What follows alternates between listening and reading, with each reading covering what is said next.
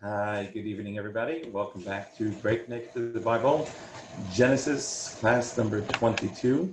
I hope you all are staying safe and had a great Pesach. Bear with me as tonight we are Zooming as well as doing Facebook Live. So we've got two going at the same time, and hopefully, I'm not sure which way to look, which one will be better. So just bear with me as we start to come closer together. See if that works. Thanks, better. Okay, so it's been a few weeks since we've met. We had a Pesach break, and we had last Monday before Passover talked about Passover. So I think we'll start from page 55, which is Genesis chapter 12, on page 55 in the Stone Chumash. This is the Stone Chumash that I'm using, so you have it great. Again, page 55, chapter 12, verse 1. That's Parshas Lech Lecha, and this really is really the quintessential story of the Jewish people. And Hashem says to Abraham, and I'll read it, chapter 12, verse 1. Hashem says to Abram, go for yourself from your land, for your relatives, and from your father's house, to the land that I will show you. And I'll make you a great nation. I will bless you and make your name great, and you shall be a blessing. I will bless those that bless you, and him who curses you I will curse, and all the families of the earth shall bless themselves by you. Right? So Hashem says to Abram, right, go for yourself, time to leave your father's land, relatives, and your father's house, to the land that I will show you. And this is really the quintessential story of the Jewish people. It means that we're born, we're put into a certain place, and our job is to be on a journey. Right? We're going ahead and we're journeying. We're going from point A to point B. We're born into this world, and we kind of get comfortable in this world, and that's kind of sometimes good, sometimes bad. If we get comfortable going ahead and dealing with kind of get too caught up in the physical world, and we forget that really our job in this world is really the spiritual world. So then at that point in time, then it turns out to be not good for us. If we manage to go ahead and to keep our eyes on the ball, that the reason we are here is we are put down into this world is to create our relationship with God, and we're able to focus on that, and if able to go ahead and to do that, so then at that point in time, then enjoy the pleasures of this world. As I think it was Mary Poppins said, a teaspoon of sugar makes the medicine goes down. A teaspoon of sugar makes the medicine go down. Right? So we're on this world, and God commanded that in order to have a relationship with Him, that we would go ahead and we would have to beat ourselves up, and we would go ahead and we would, have to afflict ourselves or sit on top of a mountain, shave our heads, and go all day. Right? God could have done that, and instead, God said, "No, I'll put you down in this world. You'll be able to have a lot of the physical pleasures in this world, right? And great, but just make sure to remember that our job in this world is to create a relationship with God, and then nothing else, and we can't let anything else get us off that, distracted from that. And so that's what God tells Abraham, right? You go on a journey, right? And you're going to go on this journey, and when you go on this journey, recognize that at this point in time, that and it's all about the journey that we're on, and what's happening with us. So again, so Hashem says to Avram, right? And again, he's not Abraham yet, right? It's called Avram at this point in time. Go for yourself, and he only becomes Abraham. Remember, at this point in time, he's 75 years old. He turns into Abraham when he's 99. And 99, when he goes and gets the circumcision, right? So then at that point in time, that's where he goes ahead, and he becomes becomes Abraham, and gets the the numerical 5 added to his name, because at this point in time, he's 243. Avram is the numerical value of 243, and when he retains control over the last 5 organs of his body, the 2 eyes, the 2 ears, and the place of circumcision. So then at that point in time, then he goes ahead and becomes an Abraham, all 248, being gone ahead and totally being in charge of being an Avraham. And when he becomes an Avraham at that point in time, right, that's when he goes ahead, and that's where he truly becomes he truly goes ahead and becomes totally in control of his entire body, entire function, everything. He's totally in charge of. Hashem says to Avram, Lech lecha, go for yourself. Very important. We're down in this world. We're not here because God needs to see us kind of run around and see what we're going to do. Right? And I promise you, God knows better than ourselves what we are going to do. Who we are knows ourselves a million times better than what we are. God is basically saying, Avram, go for yourself. Right? This whole idea of going a journey in this world is really all about you. It's about you becoming the best who you can become. And that's really your job in this world, is become the best who you can be. Right? Just think of the U.S. Army slogan, be all that you can be in the army of God. And that's lech lecha, go for yourself, right? Don't think we serve God because God needs us to serve him. Right? God does not need us to serve him. Right? We need to serve God. It's for us, it's not for God. And that's why we go for yourself, from your land, from your relatives, from your father's house to the land that I will show you. Right? Then everybody has a unique journey. Everyone is in this world is on their own unique journey. And everything that happens in this world is meant as a way for us to go ahead and to be part of this journey. Right? We have a journey that we're on, and we need to go ahead and we need to maneuver this journey. All right, we kind of like just kind of go ahead and go on this journey. And by us going into this journey, there's only one thing we know, and that is that God's on our side. He's holding our hands, and he's taking us along. And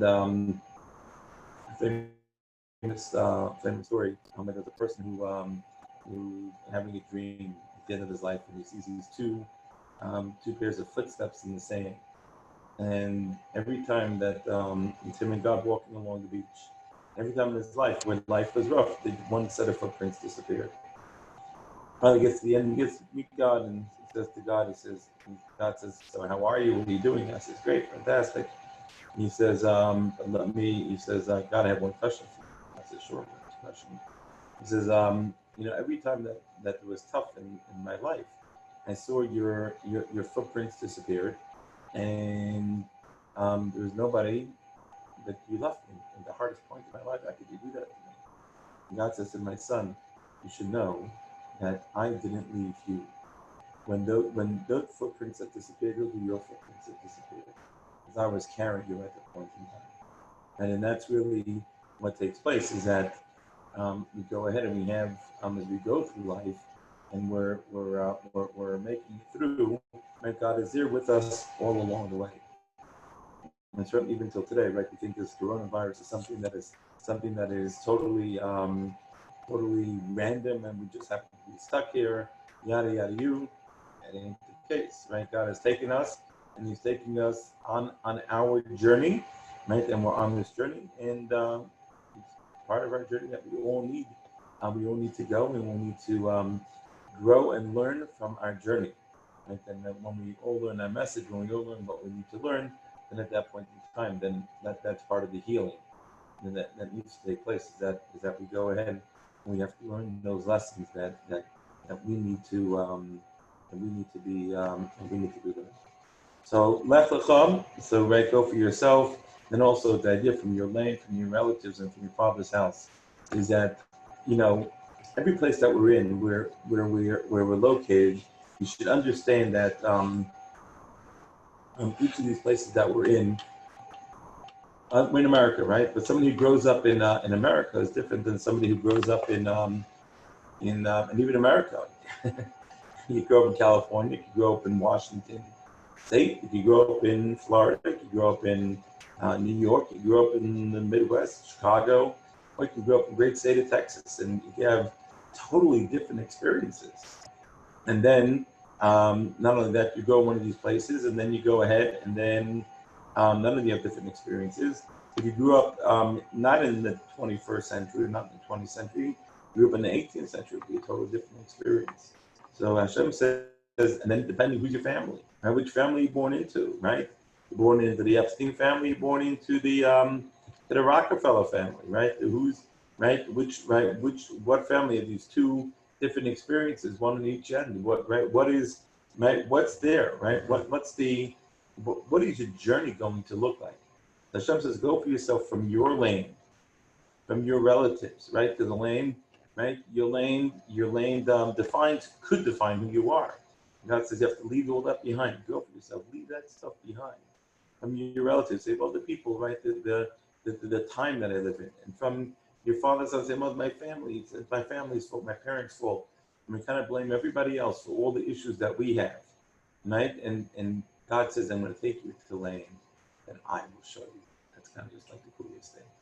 And God says, I'm going to take you to this most incredible place. This is where you're going, and this is where I'm taking you, right? And you're going to go, and you're going to find, we're going to go find what we call, right? We're going to go find, the search of the what's it called? The tree of life, right? You're going to find the best who you can become, right? So it's all dependent on your work, what you do with yourself, right? What happens but you have to go on the journey. That's what God says.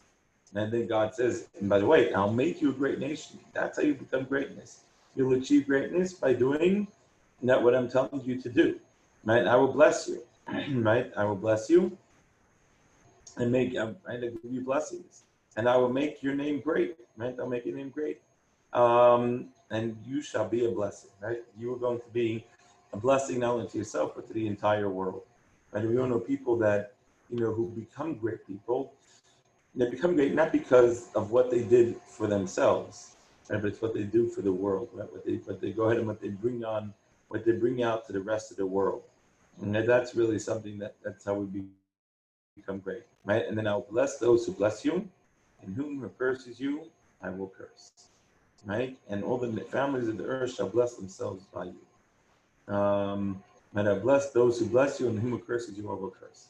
Right? So the Jewish people have a unique place in this world, that those that bless you shall be blessed. I mean, if somebody wants to be blessed, you have to bless the Jewish people. And those who try to curse us and try to put us down and say, the Jewish people are going to be in trouble or whatever, the Jewish people are jerks, kind of doing, the BDS type of stuff, right? Those people will be cursed, right? So I shall bless those that bless you, and those who curse you, I will curse, right? And all the families of the earth shall bless themselves by you, right? And so, and people kind of just need to make sure they get that, right? That we are the catalyst to bring blessing to the world.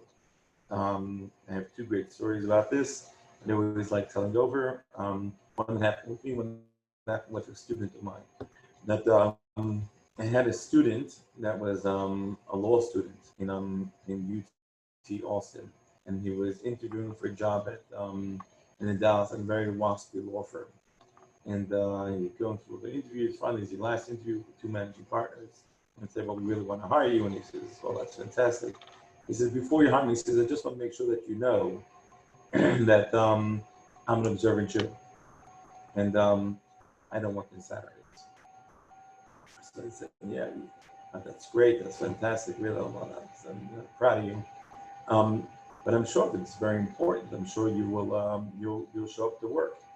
And so he goes, "No, you don't seem to understand. I'm an observant Jew, and so when comes sundown on Friday to sundown on Saturday, you won't see me here, right?" I said, "I know you understand, but it's really important. I'm sure you'll come." And he goes and says, "Listen," he says, "Shabbat comes from God. And since Shabbat comes from God, so I do what God wants. And I will not be here. Life-threatening, I'll show up. Non-life-threatening, I won't be here." At that point in time, he thought he lost the job. Right? Going down for the count to, which is an amazing thing, by the way, right? Being able to give up your livelihood for God and to sanctify God's name, like that's a pretty impressive. That's a pretty impressive thing, right? To be able to go ahead and to do that, and he goes ahead And he's quiet. And one partner turns to the other partner and says, remember Genesis 12:3, which is this verse that we just learned. Those that bless you shall be blessed. Those that curse you shall be cursed. And at that point in time, click, click, click, click, click, click, click, they hired him. And actually quite a fascinating story, just about him working there, but he said on Friday afternoon, he used to come by his office and say, hey, it's getting close to dark. Why don't you better head on home? So it's so that was just something that they're very nice about it, and actually ended up being the person that hired him ended up becoming very wealthy. So those that bless you shall be blessed. The second story I have, that this person was many years ago. I was having my roof replaced. And one of the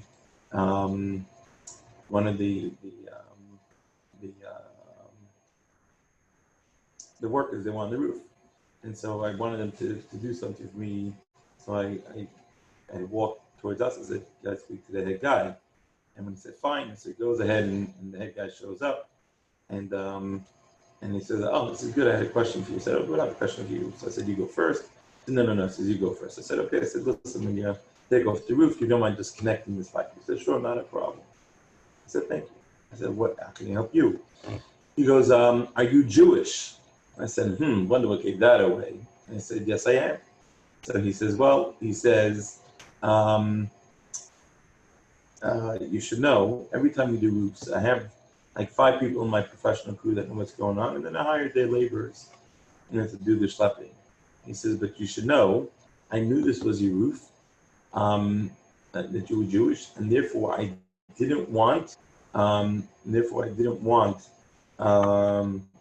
anything to happen, and so I went, and I'm only using my professional crew to do your roof." I said, "Well, thank you." And then he goes, and he says, "Yeah, no, we want to take care of the Jewish people." Genesis 12. I knew exactly what he's talking about. And then, this was the crazy part, when he was doing the cap of the roof, the final one, which is probably the most important part of the roof, I saw he took his pregnant wife up on the roof.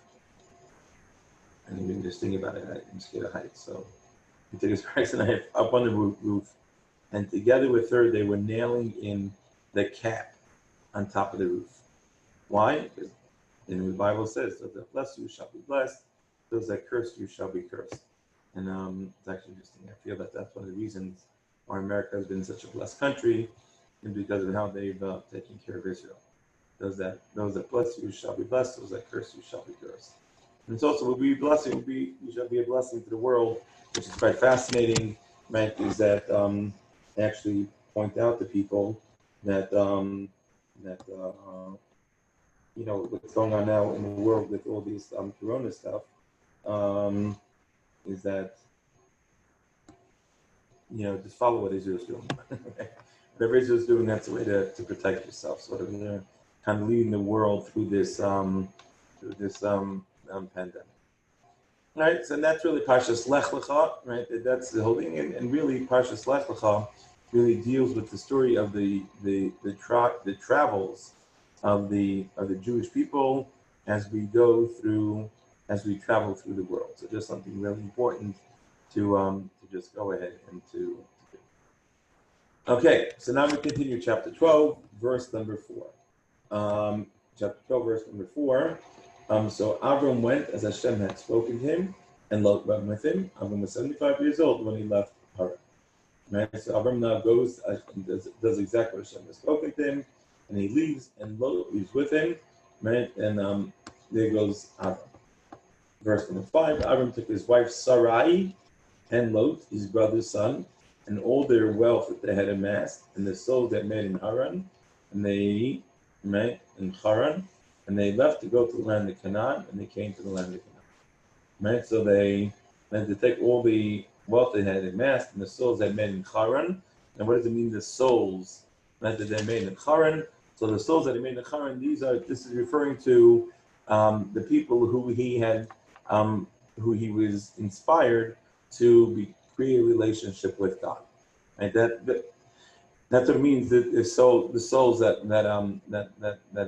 he had acquired, right, means it's the people that he had brought them, helped them come into a relationship with God. Okay, Avram passed into the land as far as the site of Shechem, into the plains of Moria. The Canaanites were then in the land. Very important verse. Canaanites were then in the land, and now God had promised Avram that He's going to give him the land of Israel, but right now He couldn't give it to him. He wanted to give it to us because the Canaanites were still in there. So therefore, since the Canaanites were in there, it wasn't their time to be kicked out. Therefore, we could not get until it was their time to leave. Very important, right? Something for us to know, right? That today, people say, where the BDS movement says, we stole it from the Arabs, right? You should just know that God, right, that if He gives us back the land, right, it means that people that are living there, it's time for them to leave, and so it doesn't, right? It won't be on, right? There's a great Yiddish word. Don't be a tzaddik on Yenim's cheshbon. Don't be a righteous person in somebody else's nickel, right? You see a poor person and said, "Oh, let me help you out," and you go to your friend and you take $20 and give it to the guy. So no, it's good. It's a poor person, you need help, right? You can't be a tzaddik on Yenim Cheshbon. You can't be a righteous person on somebody else's nickel. You want to be righteous from yourself, right? And it applies in lots of different things that you do, right? Meaning that you can't inconvenience a second person for the convenience of a third person. You want to do that with your own things, but you can't do it for somebody else. And so that's what God says, right? The Torah says, Abraham passed into the land as far as the site of Shechem, into the plains of Moria. The Canaanites were then in the land. And it was time for the Canaanites, right, to be in the land of Israel. Okay. Hashem appeared. Okay, now we're in verse number 7. By the way, just important anyone watching on Facebook, you should also know if you go to Zoom, right? If you go to Zoom, you could participate in live time in the class. The meeting ID is 867-4070-7112, and that's the meeting ID again, 867-4070-7112. If you want to Zoom the class instead of Facebook Live it, then you can actually participate live asking questions. Okay, so now we continue on chapter 12, verse number 7. Hashem appears to Avram and says, "To your offspring I will give this land." Right? So he built, and right, so Hashem now says, "Well, Avram, listen, I'm going to give your offspring right to the land of Israel." And so what does Abraham do? So he built an altar there to Hashem who appeared to him. And he built an altar, bringing an offering to thank God for the great news. Important lesson: whenever you hear great news, when something happens, you have to make sure you're thankful to God. I just got a video right before class, very exciting about his uncle, who was on a ventilator because of Corona in New Jersey. So thank God he actually got off it, and he's on his way home now. So we are very, very excited, and thank you to Hashem, Hodu Hashem Kitov, Ilom Chasto, right? We give thanks to God, for He is great, for His kindness endures forever. So, right, the Kenis, right? So then, okay. So Abraham builds an altar because God tells him, "Listen, I'm going to give you the land of Israel." Then there he relocated to the mountains east of Bethel and pitched his tent with Bethel on the west and Ai on the east. He built there an altar to Hashem and invoked Hashem by name. Right? So then Avram goes and sets up shop. Because what is Avram doing? Avram's job is to teach the world about God. Right? It's the job of all Jews. Right? It's all our job. Right? It's all our job is to teach the world, right, about God. Right? And really, that's what happens in the Messianic era. Right? We're going to go ahead and we're going to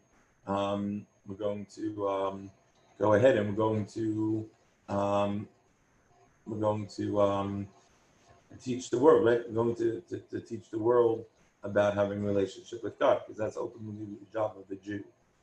The Messiah can come once the Jewish people become, when the Jewish people go ahead and they become befitting to good teachers, be able to teach the world how to serve God, because that ultimately is our job.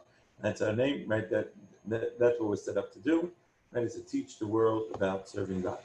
So as soon as we get to teach the world about serving God, then at that point in time, life is great.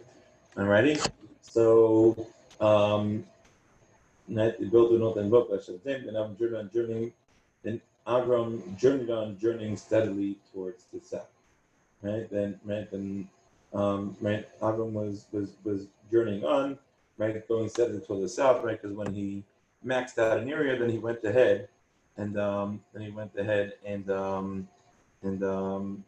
continued moving, because his job was to teach the world. He had a job to do, so off he went and just continuously moving.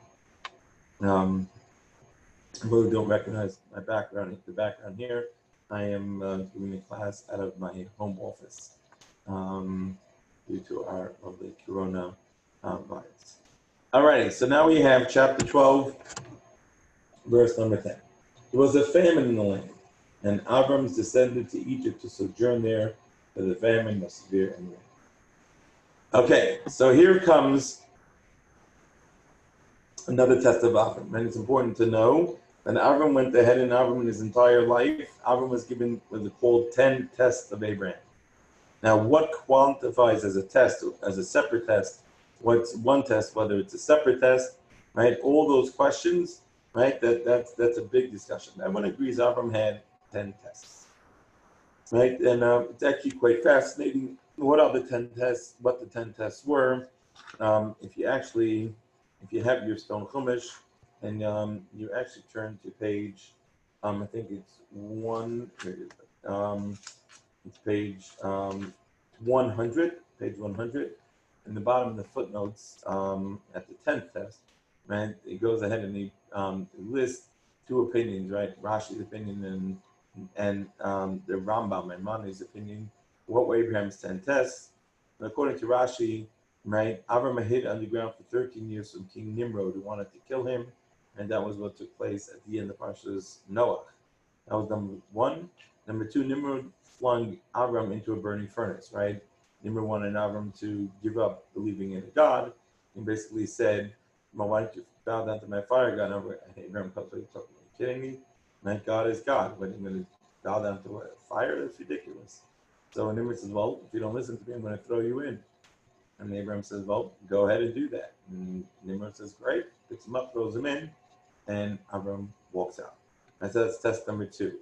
Then the test number three was what we just learned, right? Avram was commanded to leave his family and homeland and to sojourn on his own. Now again, remember, just to put that in context, in the olden days, in the Alto Jordan, in the olden days, many years ago, in the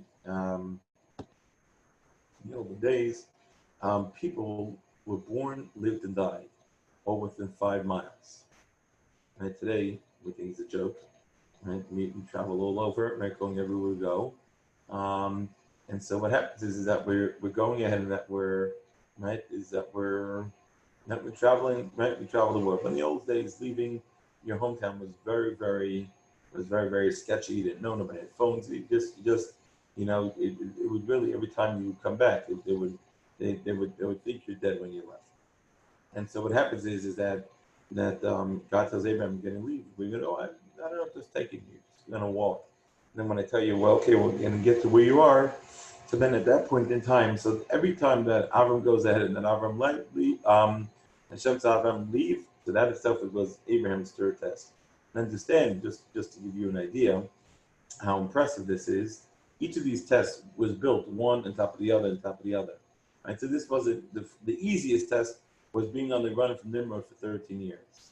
The second test, right, was being thrown into a fire, which is quite impressive. And then you have test number 3, right? Test number 3 now is God tells you to leave where you are, which is fascinating how being thrown into a fire is considered less of a test than that. And that's a whole longer discussion, right, where that comes from. And it's just, it's an amazing thing, right, about where where it comes from. But that's, and it could be that because being thrown into fire is a one-time test. You know, it's a moment of inspiration. And just sitting there and says, "Do you believe in God?" I say, "I believe in God." It says, "Well, bow down to my God. Give up your God." And you say, "No, I'm not going to give up my God." I said, "I'm going to throw you in the fire." It's okay, do it. Right? Okay, so that's a moment of inspiration. We could all be inspired, you know, at a moment, in a moment's time. Right? But right, really the challenge of life is to be inspired every moment, or to live an inspired life. That's really our job. And so now going ahead and now telling Abraham to leave, right? So then, right, and where, I don't know, just years you're just going to wander along, right, until I tell you. So that was the third test according to Rashi. And then comes here, becomes, I was going to take you to this great and wonderful land, right? He finally gets to this great and wonderful land, and what happens? And it's pretty cool, right? He goes ahead, he gets to this land, and what happens when he gets to this land? When he gets to this land, and okay, so now life is going to be great because that's what God said. God said you're going to have a wonderful life, and what happens? So as soon as he shows up, right? As soon as he shows up, and his test number 4 is that there's a famine in the land, and Abraham has to leave. Abraham has to get up, and he's got to leave, right? And Abraham gets up and he leaves. So why is this considered a test? You know, very important. This is considered a test. The question is, how do you leave? Right? God said, I'm going to take you to the most beautiful, terrific, special land. And you say, wow, it's amazing. I can't wait to go. And you get it, the gumptions, and you leave, and it's, right, it's way beyond anything you could ever imagine as you're heading off. Right? You're heading off into the sunset, but you're walking with God. It's fantastic. And you get to the land, and it's gorgeous, and it's terrific, and there's waterfalls, and there's pools of water, and it's just the most beautiful place out there. He said, oh, okay, I trust in God. This is amazing. 2 weeks after you get there, the water dries up. The sun comes out and bakes you, and it's hot. All of a sudden, it's like, oh my gosh, God, you told me. And you got to leave because otherwise, no water, you're going to die. So what do? You get up and you leave. That's what you got to do. You got to do what you got to do. You get up and you leave. But now here's the question. Do you get up and say, oh God, how could you tell me to take me to great land? I can't believe that. And you get up and you leave? Or do you go ahead and do you say, God, that's so amazing. Thank you for the opportunity to serve you. And thank you for telling me that this is the wrong place for me to be in. Right? Just pretty cool. It's such an amazing thing. Right? That what happened now is that off we go. Right? And so what happened? God comes to tell us, Abraham, I'm going to take you to this most amazing, terrific place. And what happens? Then he goes to the most amazing, terrific place. And then things aren't what we think they're supposed to be. Right? They're not what we think they're supposed to be. And so all of a sudden, do we start complaining? Or do we say, this is also God's will? And how I handle the test is, it could be almost as important, even maybe even more important, than the actual test. And Abraham gets up and he leaves the land of Canaan, and he's got to go down to Egypt because Egypt is the only land that has food. And he's got to go down to Egypt, right? And so he goes ahead without complaining. Amazing. I know if it'd be me, we'd be kind of just, I can't believe that. Oh my gosh, man, would be busy fetching. And what does Abraham do? He gets up and he walks out of there. God, you obviously don't want me to be here. You don't want me to be here. I'm happy. Right? And just doing it because that's what God wants you to do, right? Just going ahead and doing that. That's how Abraham's considered passing the fourth, right? The fourth test. And there he goes. He goes off to Egypt. Now, by the way, how many famines were there in the world before this famine came about? Anyone know? Okay, there were no famines in the entire world. This was the first famine in the world. Right here. Right here was the first famine in the world. Right? This was the first famine in the world. Why? Because God made a world, right, for the world to go ahead and to be be filled, right? For the world to go ahead and to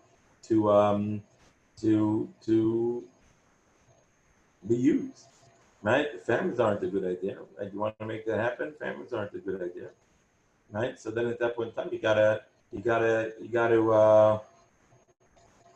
make sure that the world has a place to be, right? And so what happened? So this was the first famine in the world. Why? Because this was supposed to be a test of Abraham. So God did it. God, remember, God controls nature, and everything that happens is for a reason. Such music to my ears, right? Right? What are we going to do? The first famine in the world. Why was there famine? Because God had to test Abraham. So that's what happens, right? Isn't that amazing? Right? Right? I mean, we're living now through quite a pandemic, right? Right? A worldwide epidemic, right? And it's a message, right? And we kind of, right? It's right. The Baritz, there's a famine in the land. It is a famine in the world, right? There's this whole thing going on in the world, right? And what is it? It's our job to figure out what does God want from us, and what are we supposed to be doing, and then how do we pass the test?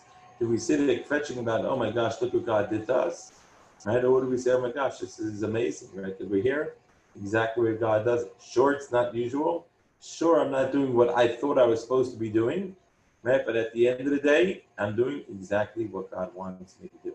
This is exactly the test of Abraham, right? There was a famine in the land, and Abraham has to go down to Egypt. Right? Just truly an incredible test that was to Abraham, and I think we're living through a similar test. You know, it was actually this thing where he went for a walk, and he sees a lady playing outside with her kids, and he says, "Lady, like, are you doing okay? You need anything? Do you have everything you need?" And the lady goes in, and the lady says, "Oh my gosh, this is crazy! I can't wait for this thing to be over." Right?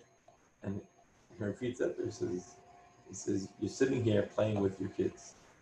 And then he says, "And you're waiting for this to be over?" Right? He says, you got your priorities mixed up. Right? This is such an incredible opportunity you have right now. Make sure you use it. You know, I told somebody else, I said, I personally have played more games with my kids in this past month. And this past month, I've played in a very long time. Right? Right? That's a home. Right? Part of our job is to make sure that kids are excited and are happy, and right, that it's a very wholesome environment in our house. We're chief cheerleaders. Right? That's really our job right now. Right? To be cheerleaders and make sure that our home is a happy place. Right? And so now we're chief cheerleaders. That's our job. We're going ahead. We're cheerleading for the world. Right? We're going ahead and we're right, holding up, and we're doing what the world needs to be, what needs to be happening in the world, right?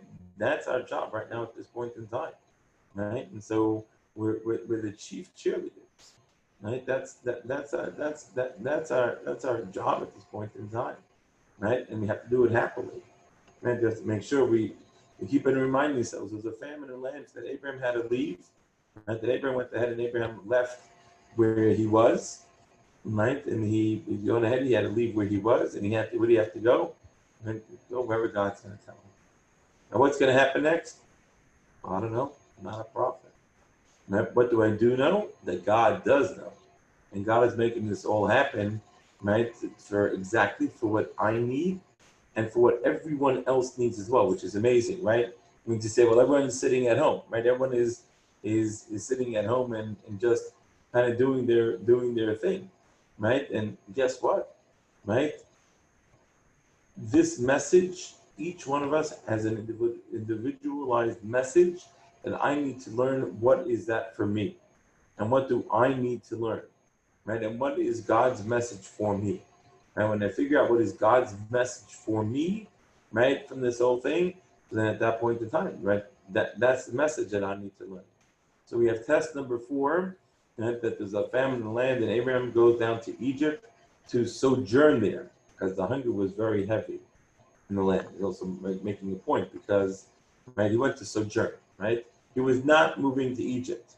In Egypt at that point in time, Egypt was a place that was, Egypt was unique in the world, that it's one of the unique places in the world, no, the only place, but it's all fed from the Nile River. It's not dependent on rainwater, right? So go ahead and have the perfect would have the perfect water the perfect water, the perfect um, economy, right? It was rip roaring and fantastic, right? And so that was so, but it was not. It was a place that was spiritually challenging.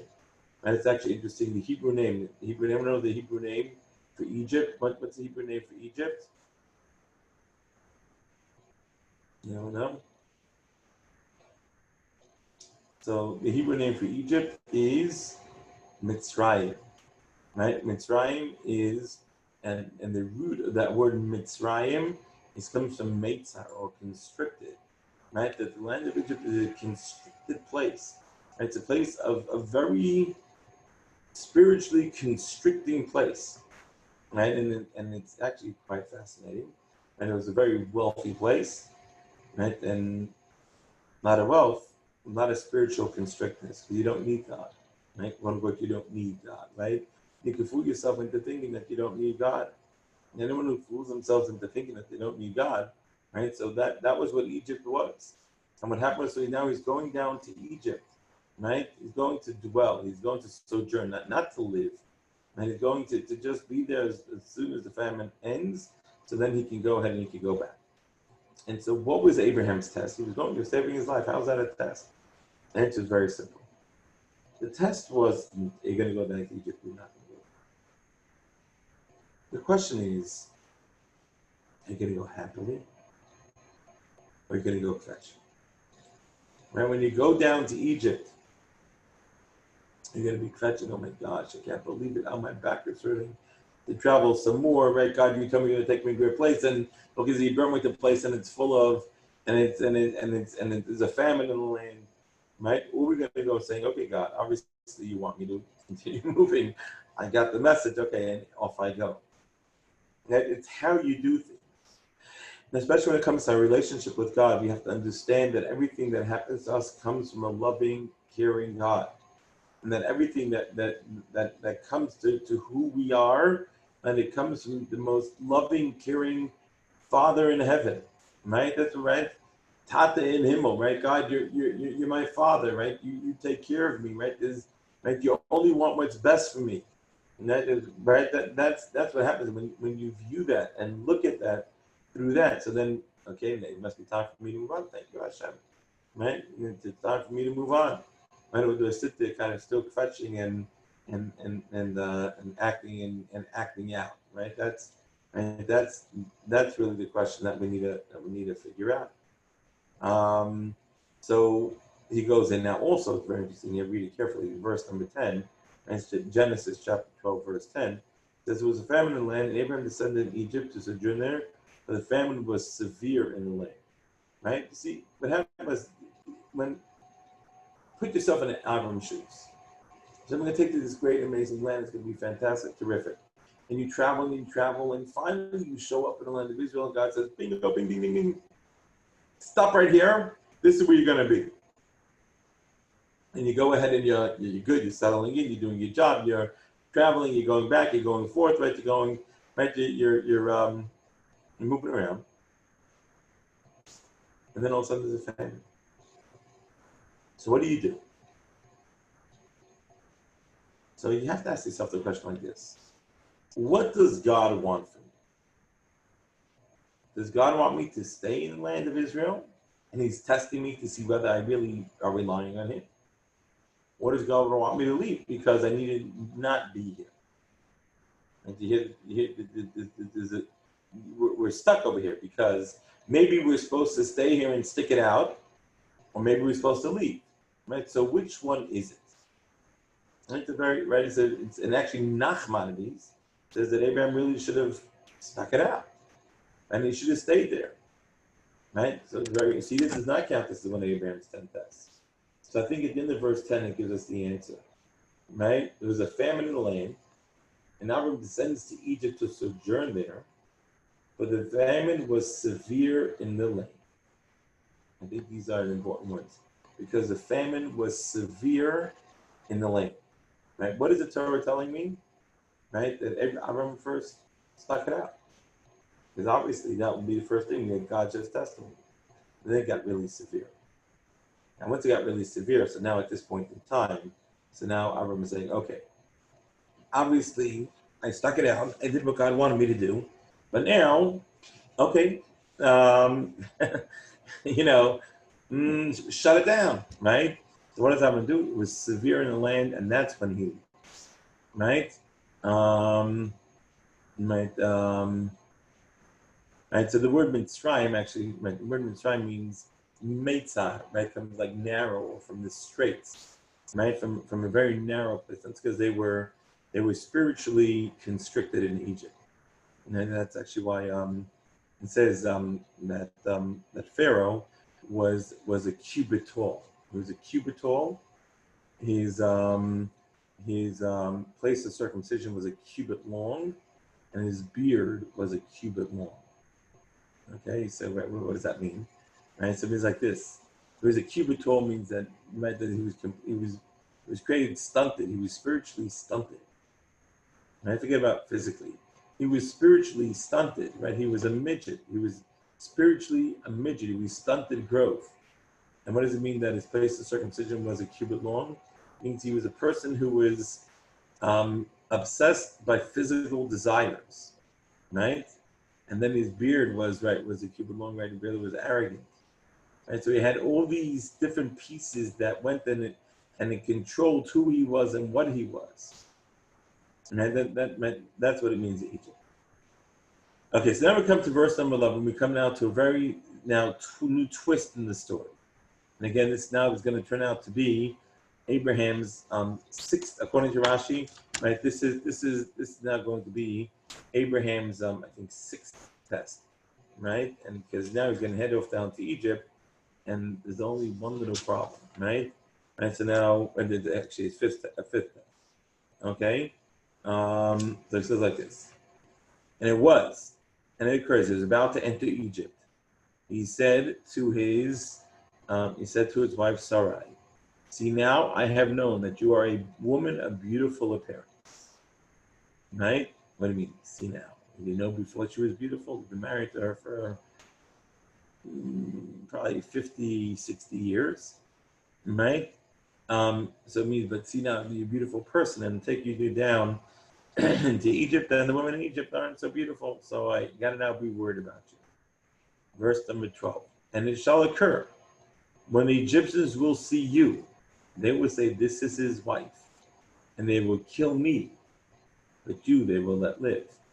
And Abraham says, "We got a problem, Sarai, because we're going to go into Egypt. I'm going to get into Egypt, and they're going to see that you're beautiful." And Egypt was very interesting. Egypt was a country like this. See, ever since the flood, ever since the flood, remember the flood was 1656. Now Abraham is roughly, it's year 2023,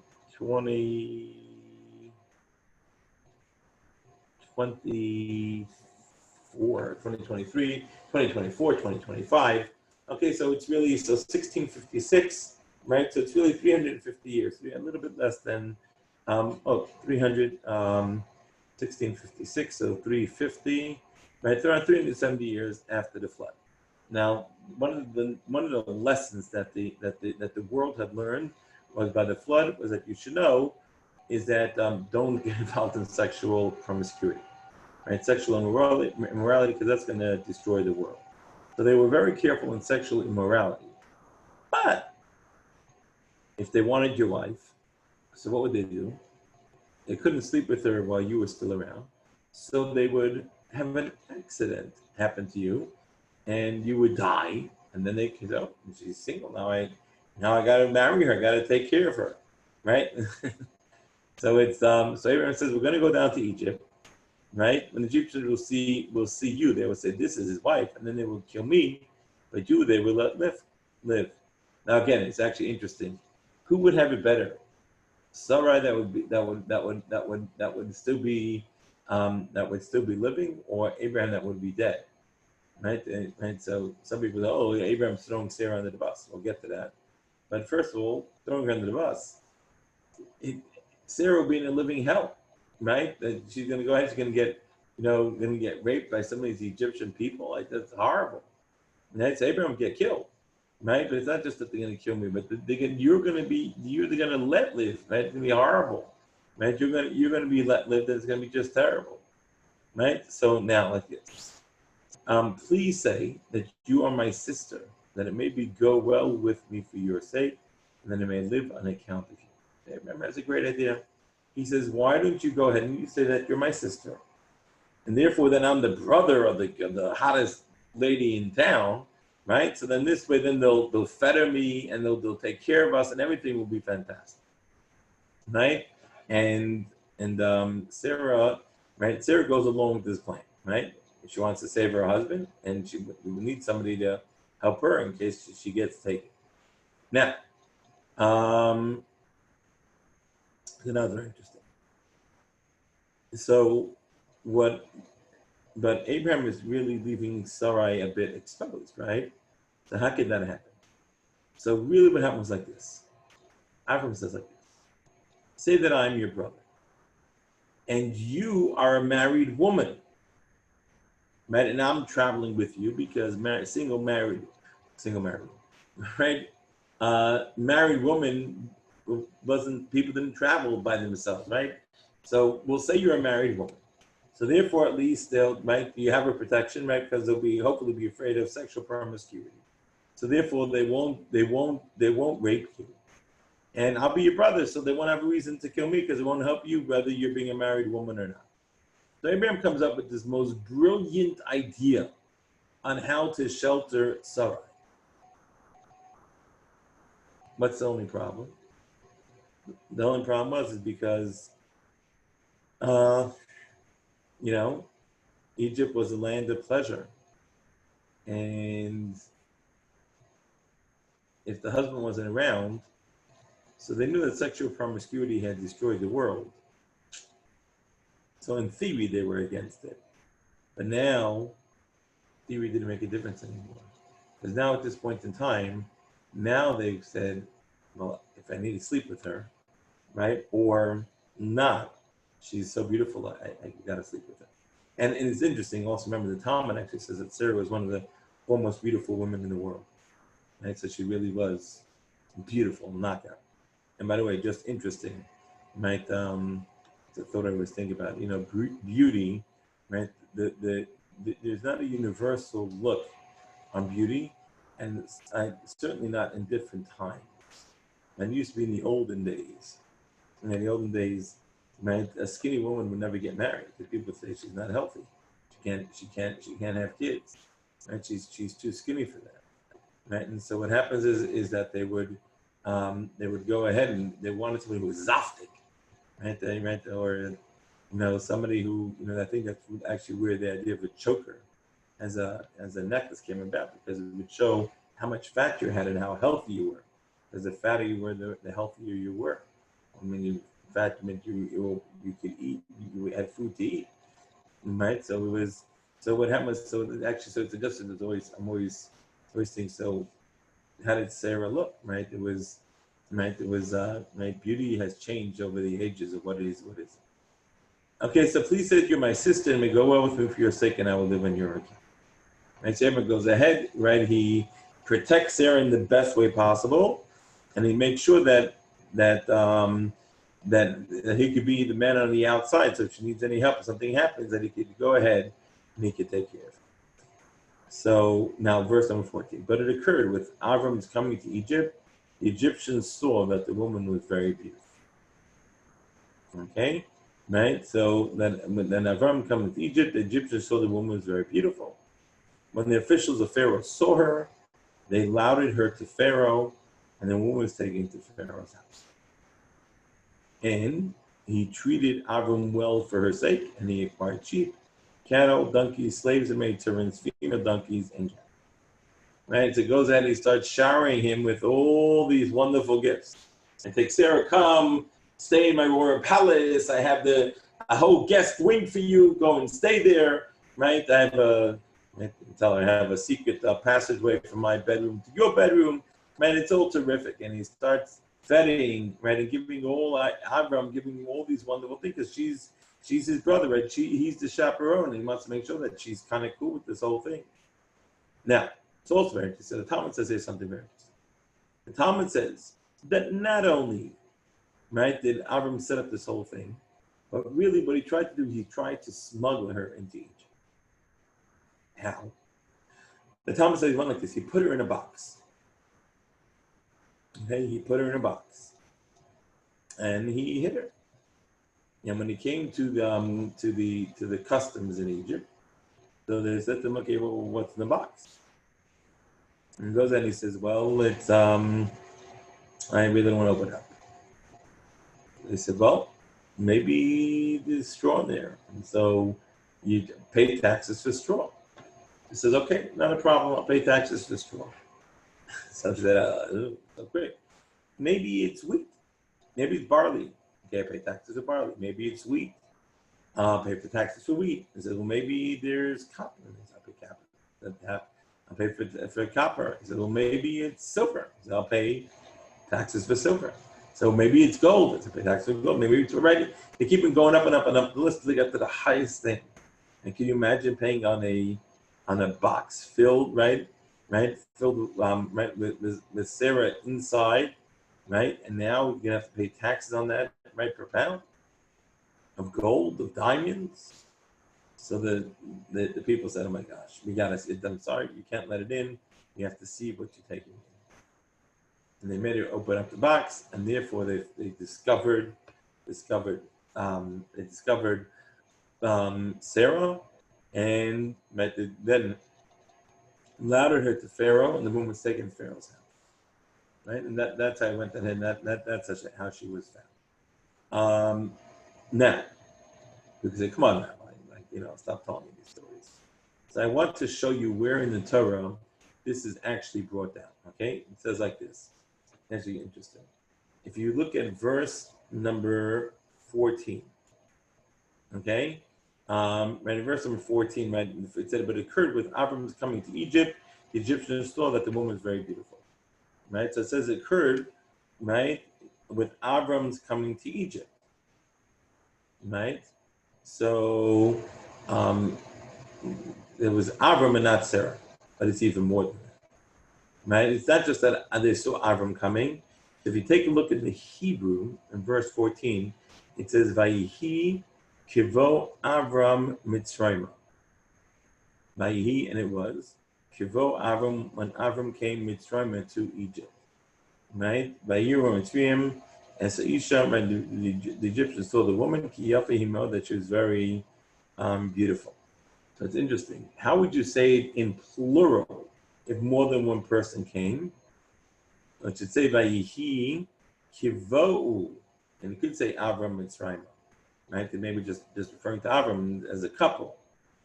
But the problem is the Hebrew would say Kivo'u. The Hebrew would say, right, Kivo'u, it's a double, right? It would be a plural. When they came, as they came, right? But it doesn't say Kivo'u. It says Kivo. Avram, when Avram came in the singular expression. He uses a singular expression. Why?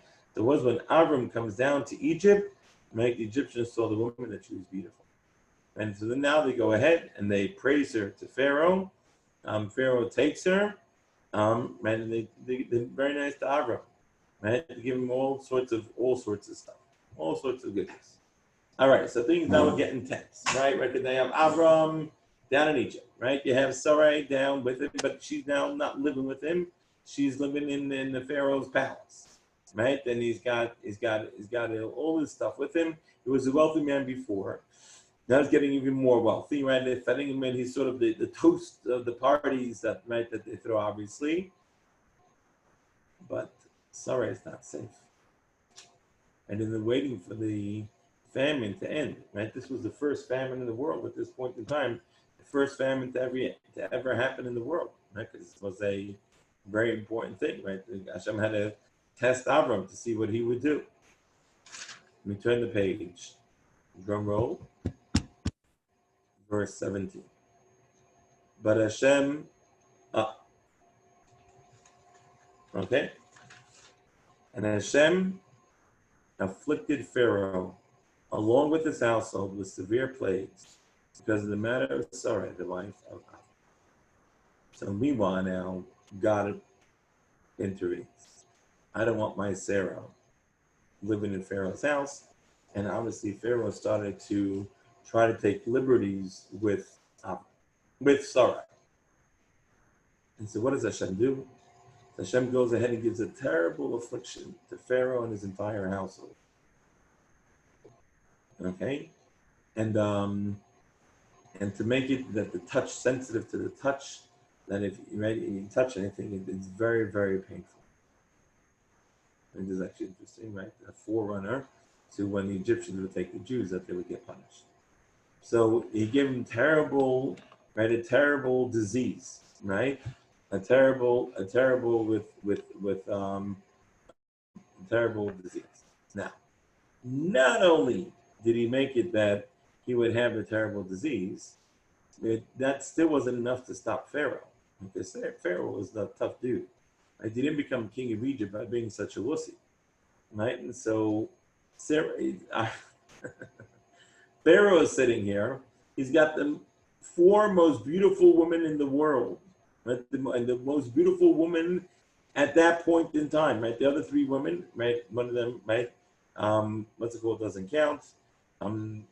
Eve doesn't count. She's created by God, but she had died before. And then you have Sarai, you have Abigail, you have Esther, or Vashti, and you have Rachav, right? So none of these people are around, okay? Right? Esther, right? Right, Queen Vashti doesn't show up for another, man. That's 1700, what is it, 1400 years. Queen Vashti, what is he at 350? Common Era is like 1700. Okay, good. So it's another right, 1300 years later, right? And Abigail is less. Abigail's maybe only like 400, 500, 900. Probably 900 years later, 1,000 years. And then you have right Esther, and then you have Rachav. Right, so Rachav is by the closest. Right, Rachav was by Joshua. We call him the land of Israel. So when Jewish people left Egypt, so that's only like 500 years or 480 years from now. 470 years from now. Right, so she's the most beautiful woman in the world. The most beautiful woman in the world you have. And he has now, man, this is the king of pleasure. This is Egypt. This is Pharaoh, who's the king of pleasure. And he's going ahead and he's got her in his grasp. And all of a sudden he gets this terrible, horrible disease, right? This ras that you touch it, it's painful. What's it, psoriasis, maybe? I don't know. But it was painful to the touch. But that didn't stop him. Because you don't become king of Egypt by being a weak man. And he's going ahead and he's kind of dragging himself and just going and just fooling himself, dragging himself to Sarah's door. And Sarah was trying to bar the door, don't let this guy in, God, please help me. And all of a sudden, an angel appears. And says, ma'am, let me help you with this fellow. Oh, that's fantastic. And I was thinking it was like an angel that you couldn't see. But Sarah could see him because Sarah was a holy woman. You can imagine him like putting on his gloves, putting on like little brass knuckles in there. And Pharaoh then comes in. And every time that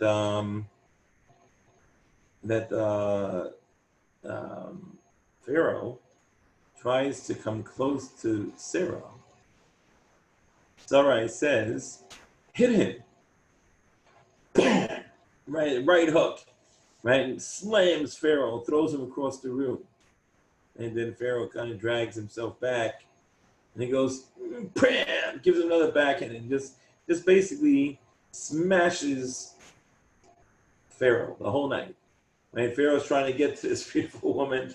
He's got this terrible skin disease. He's got this force that's protecting her and just totally decimating him. Right? But he keeps on coming. And Hashem makes sure that Sarah will be protected. right? So he sends terrible skin disease as well as an angel. How do we know? So it's actually interesting. It's hinted, it's alluded to in the Chumash. Because read verse 17. The Reinaga Hashem, Hashem afflicted as Paro with Paro, Negaim Gedolim with tremendous afflictions as Besa in his house. And it wasn't not just him, but his whole palace got punished. Al Devar Sarai, through the words of Sarai, the wife of Avram. Right? It's very interesting. Right? What does it mean through the words of Sarah? Right? That Sarai would say, hit him, and the angel would go and would smash him. Right? So, right, so first, okay, so that's what happens. Right? Pharaoh now, the jig is up. He knows that he's really trying to just rape her. It doesn't make a difference. And that this angel, right, that Sarai was protected by this incredible force, right, by this angel. Verse number 18. Pharaoh summoned Avram and said, what is this you have done to me? Why did you not tell me that she was your wife? Pharaoh. So Pharaoh understands that that the whole deal here is that that she's being protected, that Sarah is being protected because it was in the merit of Abraham. So Pharaoh says, right? So what has he done to me? Like, instead of taking responsibility for what's happening, he shifts the blame. And who's he blaming? He's blaming Abraham. He's saying, Abraham, it's your fault. Right? Why did you tell me you were married? You married? What the hell? I don't touch married women. Right? I don't touch married. I don't touch married women. No, I don't do that. It doesn't work that way. I'm a nice guy. I'm upright. I'm upstanding. I'm great. You went to tell me she was your wife, somebody else's wife. Not a problem with you, Abraham. You're a great man. You know, you're a pal. You're special. You wanted to touch. I wanted to mess with. Why tell me that she was your wife? Right in verse number 19. Why did you say she is my sister, so that I would take her as my wife? Now here is your wife. Take her and go. Right. So Avram says. So Pharaoh says, okay, let's cut this out of here. Just take her and go. That's very interesting. Right? So in verse 20, so Pharaoh gave men orders concerning him. They escorted him and his wife and all that was his. So now comes a very interesting thing. So Pharaoh says, Avram, she's your wife. Okay? I can't protect you. I can't protect her.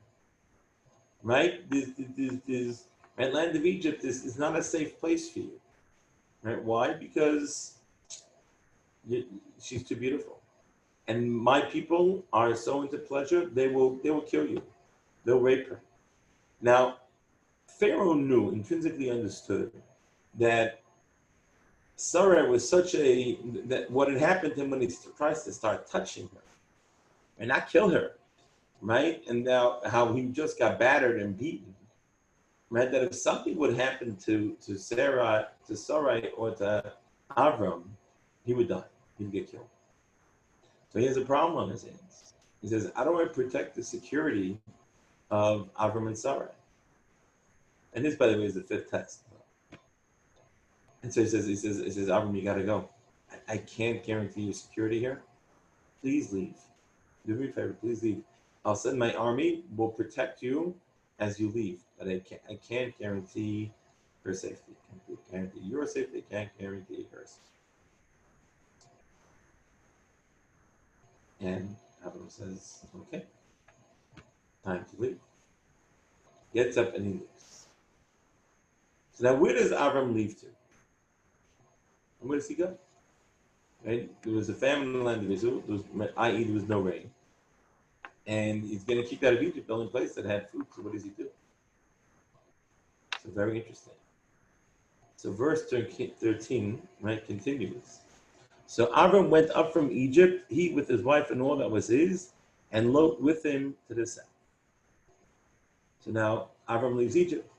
Again, it says he went up from Egypt because now he's going back to the land of Israel. And that's why it says, and Avram goes up from Mitzrayim, he and his wife and all that was with him. Right? What does it mean he went up? Right? That's actually, the Hebrew word is vaya'al, he goes up. Was it that the land of Israel is higher than the land of Egypt?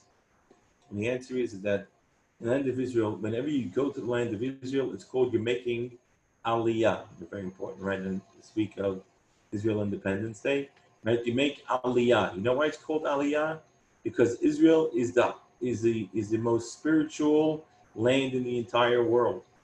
Right? It's a place of tremendous spirituality. Right? It's a place of tremendous spirituality. So then, at that point in time, it's such a place of spirituality. That's called Aliyah. You make Aliyah by Ya'al. He goes up. Right? Avram goes ahead and he makes Aliyah. And he goes up. But I thought there was a famine. And it says, yeah, there was a famine. But guess what? The famine had ended. And it started to rain back in the land of Israel. Why did it start raining back in the land of Israel? Very simple. Because why was there a famine? The whole purpose of the famine was to have a test for Abraham. And Abraham needed the next two tests in his life. Right? What were the next two tests in Abraham's life? Right? One was when he got to the land of Israel. Now was a famine. Was he going to leave without fetching? That was test number one. And then it was Sarai being taken by Pharaoh. So we got those two tests taken care of. Right? That was test. Right? That was test for Abraham number 4 and 5. Right? And so therefore, once he finished those tests, then it no longer needed, right? That it was no longer needed then at that point in time to have a famine. So it was, as soon as Sarah is taken, it could start raining in the land of Israel. Right? And so that's what it says. It says, right, so Abram went up from Egypt, he with his wife and all that was with him, and all that was his, and Lot with him to the south. So now they're heading up, now they're going back to the south of Israel, because if this is the Mediterranean, all right? And then here is Israel, modern day Israel's here, right? But remember, biblical Israel was not all the way, it did not go down to Eilat, right? It was sort of Beersheba, it was sort of close to the southern boundary. And actually, the Dead Sea is over here, the end of the Dead Sea, roughly draw a line across, that was where Israel sort of ended. And Egypt's right over here. You have Egypt and Israel right here, right next to each other. So they went from Egypt, they went up to Israel, but they went to the south of Israel. Right down over this south, this is north over here. And so they went to the south of Israel. So verse number 2, now Abram was very laden with livestock, silver, and gold. Right, again, he was wealthy when he came there, and then Pharaoh gave him all the stuff. And also, it's important, right? Because Abram also gave her Pharaoh also gave her presents. Right? Anyone know what presents he gave her? So this is very interesting. It's a very interesting piece that happens over here. Is that he goes ahead and he gives her presents. One of the presents that he gives Sarah at that point in time, that was the presence of Goshen. Okay, he gave her the land of Goshen. What's special about the land of Goshen?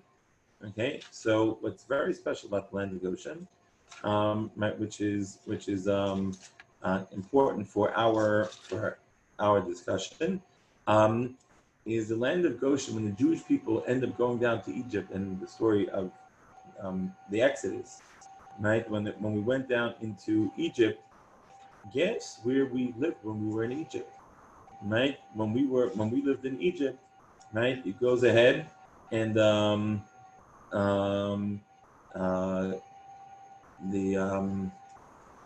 we lived in the land of Goshen. That was where, right, the Jewish people, when we went down to Egypt, remember, we came down as royalty, but we had owned the land of Goshen, right? We had owned the land of Goshen because that we had gotten from that we had gotten our great grandmother, right, Sarah, and when she had gone down at this point in time, she got the land of Goshen. And then this also just another idea. Just an idea is that it's called Maisa Avos Simla. What happens to the forefathers, what happens to the children, right? And so what happens to the forefathers happens to the children. So at that point in time, it's always important for us to know that that what happened to Abraham and right Isaac, Jacob, right Sarah, Rebecca, Rachel, and Leah, right? That plays out for the Jewish people in history, right? And so that's when the Jewish people end up going down, right? That's what happened with Abraham and Sarai, and that's what happened to the Jewish people. And it's actually always interesting. I try to look at the parallels to what's taking place today. Remember, Egypt is known as this place um, of constriction, of spiritual being constricted, of um, being spiritually um, constricted or being narrow, right? It's a place of spiritual lowliness or emptiness.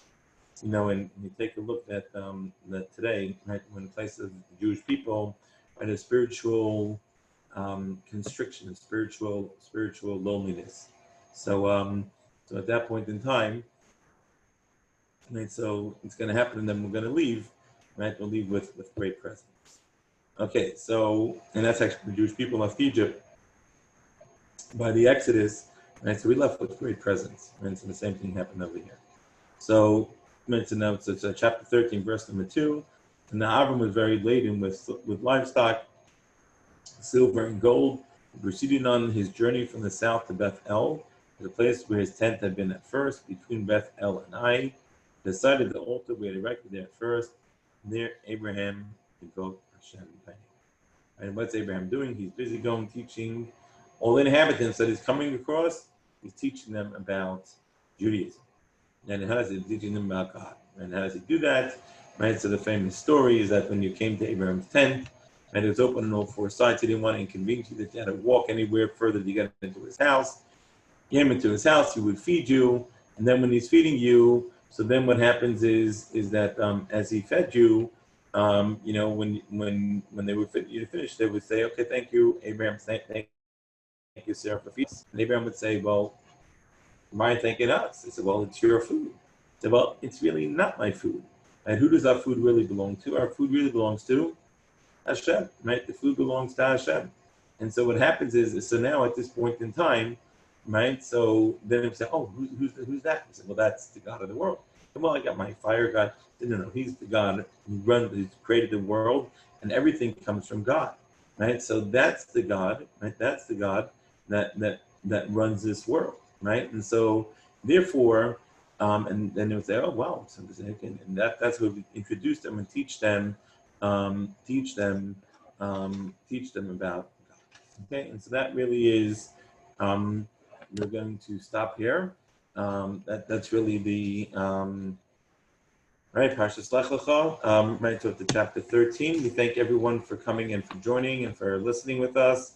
Right, I think Governor Abbott just mentioned that I'm gonna end the lockdown, quarantine, but still social distancing. So I kind of want to keep everyone apprised of what we plan to do and how we plan to give our classes. But hopefully we will get to see all smiling faces soon, and we'll get to see everybody hopefully together. Everyone stay well. If there's anything that we can do for you, if you need anything, please let us know. We're happy to try to help them whatever we can. Have a good evening, and tomorrow night, same bad time, same bad station. If you'd like, we actually have a Zoom channel that you can come and you can participate vis-a-vis Zoom. And that way then you can actually ask questions live. And I think the number, the meeting number, okay, I'm not even sure. So it was 86740. You should have got an email from Data. If you want, just shoot me a text and I'll send back to you what the meeting ID is, and as well as a class on Wednesday night. The Prophets is going to be via Zoom and also Facebook Live. So we'll do all nights on Zoom or Facebook Live. Just text me, and I'm happy to send you the link. Everyone have a wonderful evening, and love you guys. Can't wait to see you soon in person.